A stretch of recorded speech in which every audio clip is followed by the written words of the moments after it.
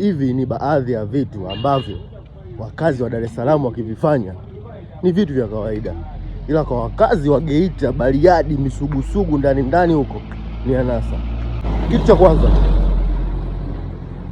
ukila ugali na mayai kwa wakazi wa Dar es Salaam ni kitu cha kawaida, ila kwa wakazi wa Geita ni anasa. Wewe una pesa kiasi gani, una mali kiasi gani ambayo inakufanya ule ugali na mayai?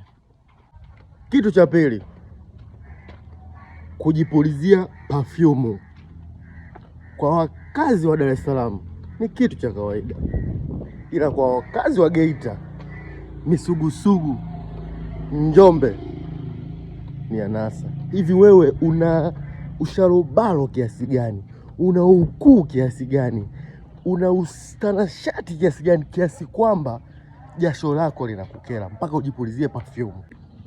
Kitu cha tatu na cha mwisho, kutumia simu haina memory card kwa wakazi wa Dar es Salaam ni kitu cha kawaida, ila kwa wakazi wa Njombe, Geita, Misugusugu, Mafinga, hicho kitu ni kigumu kiasi gani? Ni wewe mshamba kiasi gani simu yako haina memory card?